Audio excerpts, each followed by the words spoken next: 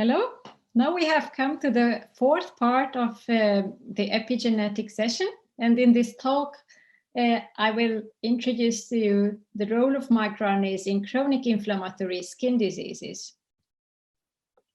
So in this presentation I will address the following questions. How are microRNAs regulated in chronic inflammatory skin diseases? How can changes in microRNA expression contribute to inflammatory skin diseases?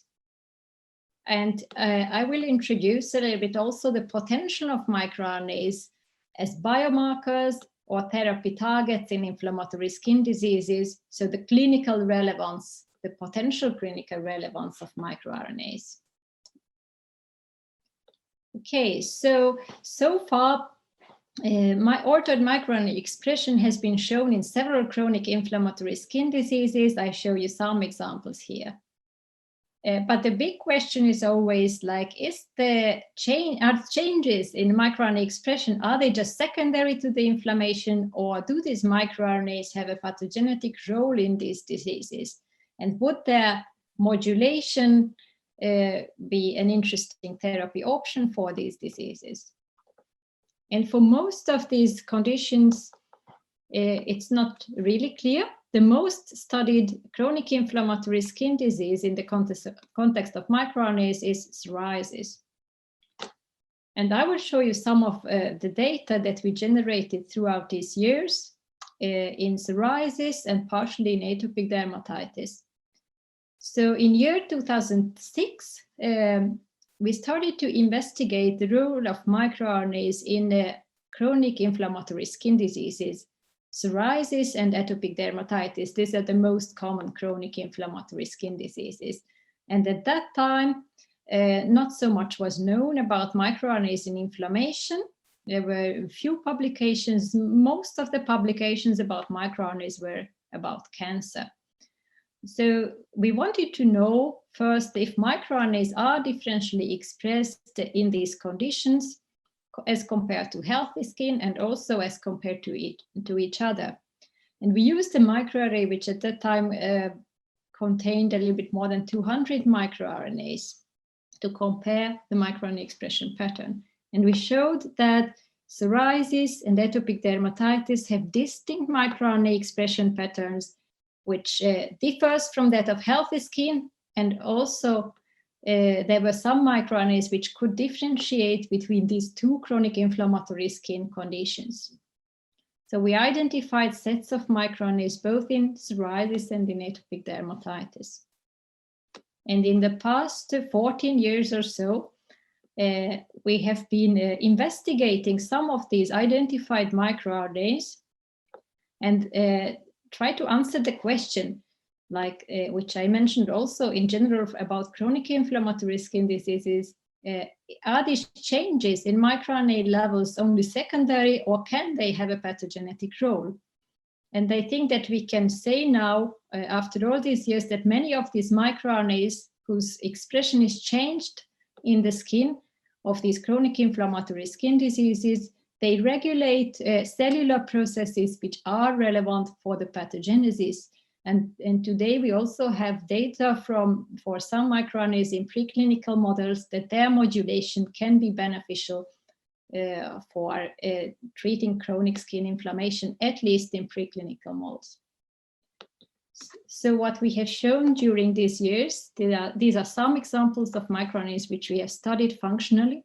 MIR203 I have mentioned before, which is a skin microRNA which regulates keratinocyte differentiation. We found it to be overexpressed in psoriasis. MIR21 we studied in T cells, and it was overexpressed also in psoriasis, and we showed that it suppresses T cell apoptosis. Since then, this microRNA has also been shown to be overexpressed in the keratinocytes of psoriasis skin, and its modulation have been shown to be beneficial in murine models of psoriasis. MIR155 is a microRNA that we studied in the context of atopic dermatitis. We showed that it was overexpressed in the infiltrating immune cells and increased their proliferative response. MIR125B was, on the other hand, downregulated in psoriasis, and we showed that it could suppress keratinocyte proliferation, meaning that its low levels can allow for hyperproliferation of keratinocytes, which is typical for this disease. And miR-31, we showed that it was overexpressed in psoriasis, and it modulated the cytokine and chemokine production, and thereby the communication between keratinocytes and immune cells in the skin. And there have been also some other microRNAs identified by other groups which modulate cellular functions relevant for the disease. So miR-146a is a microRNA which I would like to discuss in a little bit more detail, because this I think is a good example for a microRNA which can contribute to a chronic inflammatory skin disease. And how? I will show you. In this, I will show you some results, and you will understand how a microRNA can contribute to skin inflammation. Now, miR-146a has been associated to immune cells previously, and also to some types of cancer. And there was a functional polymorphism identified in the gene of miR-146a. And this was a SNP G to C.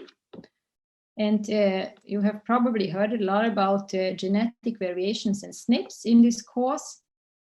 In this case, since this is a non-coding RNA, it does not affect the amino acids, but it affects the structure of the RNA. So as you can see, this polymorphism changes the structure of the precursor of the microRNA. It also affects the processing. So with the CC genotype, the processing will be more efficient. You get higher levels of miR-146a. So we wanted to know if this polymorphism can be associated with psoriasis, and therefore we investigated our psoriasis cohort and analyzed this polymorphism in our cohort of 1,500 patients approximately, and a similar number of controls. And we could show a strong protective association of this polymorphism. The CC genotype was protective, especially in HLA-W6 negative patients and patients who had an early onset of psoriasis. So now we identified a microRNA which is genetically associated to psoriasis in human. But if it affects the psoriasis phenotype, we didn't know, and that was the next question. And to answer this question, we used a mouse model of psoriasis. This is, I think, the best known mouse model of psoriasis now, and it's very widely used, the imiquimod-induced model of psoriasis. Now, imiquimod is a TLR7/8 agonist, which is otherwise used as a topical treatment for precancerous lesions or for superficial cancers in the clinic. And this induces, by activation of the toll-like receptor pathway, inflammation. And this inflammation, in mice at least, it resembles very much psoriasis, and not only macroscopically, that the skin is red and scaly, but also immunologically with activation of the IL-23, IL-17 pathway, and at the molecular level. So we applied this model of psoriasis to mice, wild-type mice, and mice lacking miR-146a, and compared the inflammatory response in the skin. And what we could see that in the mice which were deficient for miR-146a, the skin inflammation started earlier, already at 3 days, while in wild-type mice at 4 days.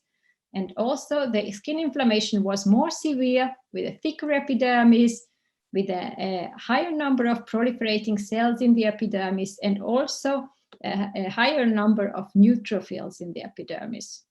So if you lack this microRNA, you get an earlier onset and also a more severe disease.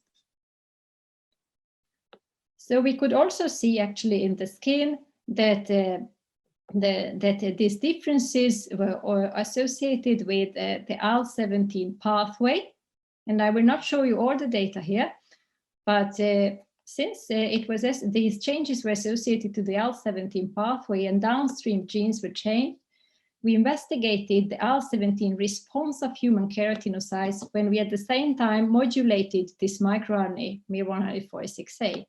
And what we could see is that if we overexpress miR-146A in keratinocytes and treat the cells with IL-17A, then this response is much diminished. So the cells have a decreased sensitivity to IL-17A. And this, the output here was the IL-8 expression and production. But of course, if we overexpress the microRNA, you could say that you get very high levels, but does this have to do with the physiological levels or the physiological conditions? Well, to see that we also inhibited the endogenous microRNA and investigated IL-17 response of keratinocytes. And what we could see here is that if you inhibit the endogenous miR-146A, then the cells have a higher IL-8 expression and production in response to IL-17A. So they have an increased sensitivity to IL-17A. So why is it interesting or important? Because IL-17A is the key cytokine in the pathogenesis of psoriasis. One of the cytokines that is also targeted by biologic treatments, which are very efficient for psoriasis.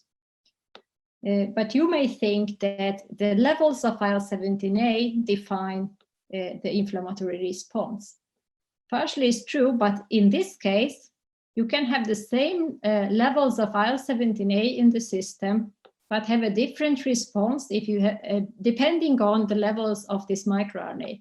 So our experiments tell us that if you have a higher levels of miR-146A, then you get a lower level of inflammatory response, while if you have less miR-146A, then you get a stronger inflammatory response, even if you have the same amount of IL-17A in the system.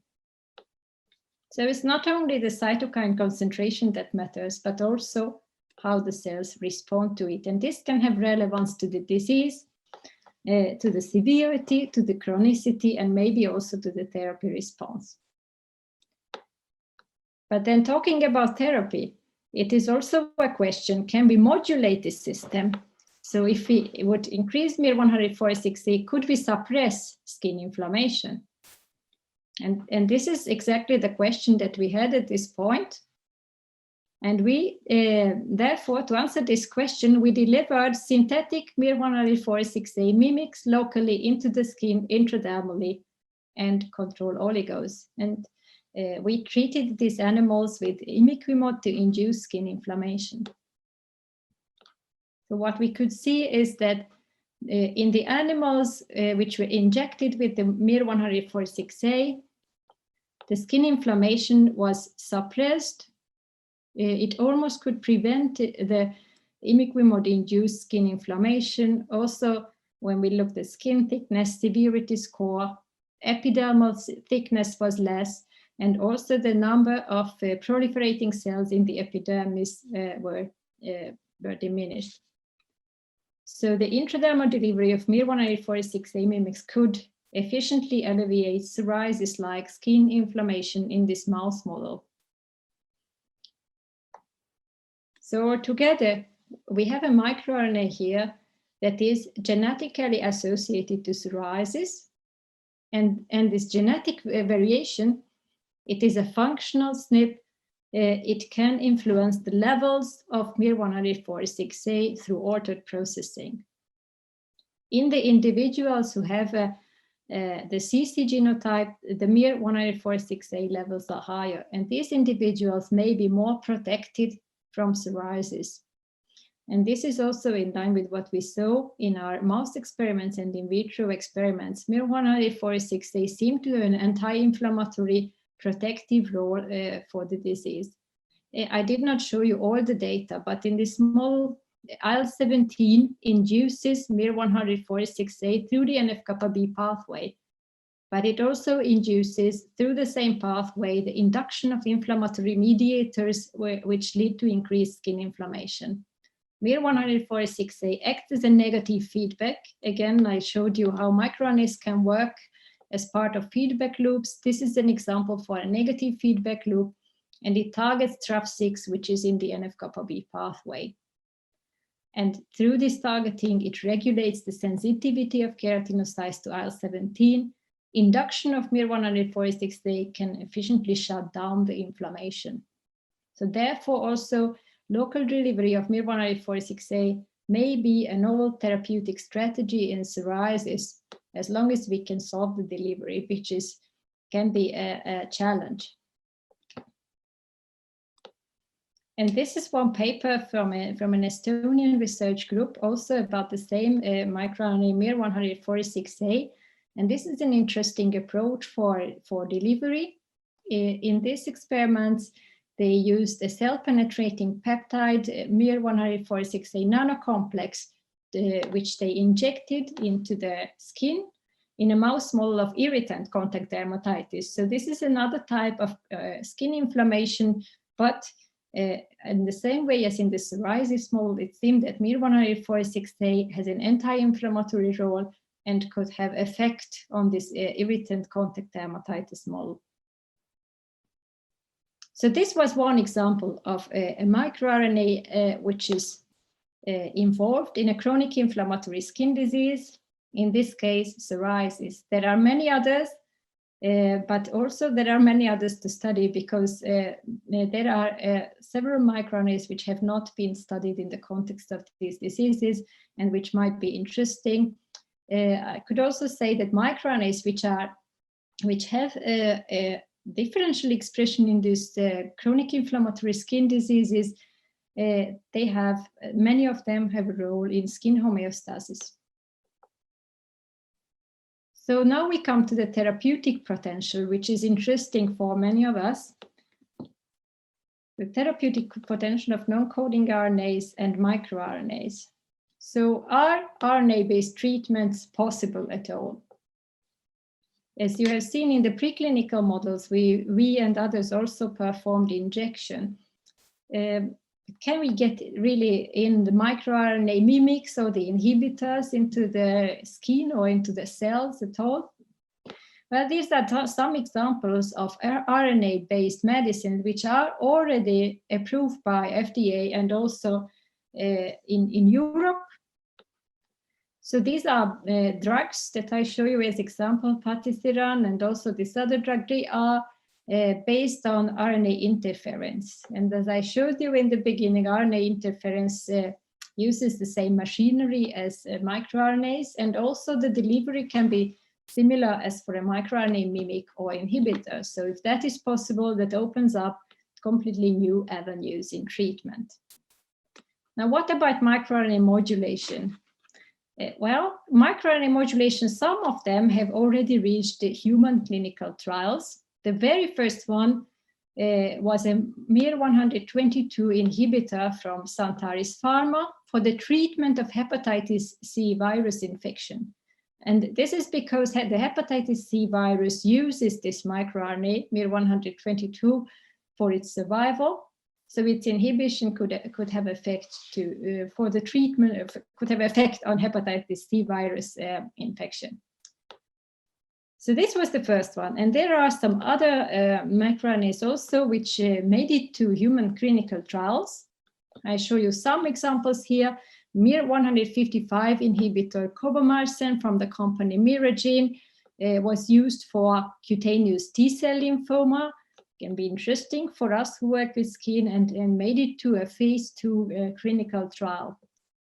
miR-29B mimic, for example, again from the same company, Miragene, has also reached phase 2 clinical trial for the treatment of cutaneous fibrosis. And I'm sure that there are more to come.